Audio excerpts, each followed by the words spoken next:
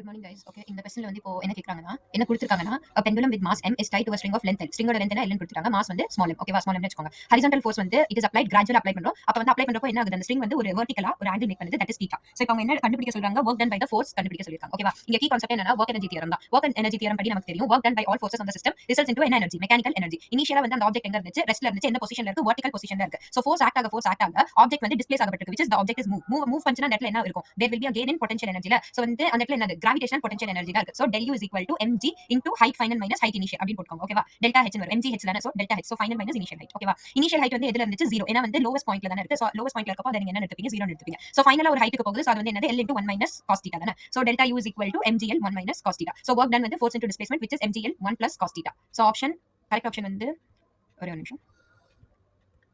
Correct option வந்து option 4. Okay, good morning guys. Okay, இந்த கொஸ்டின்ல வந்து இப்போ என்ன கேக்குறாங்கன்னா, என்ன குடுத்திருக்காங்கன்னா,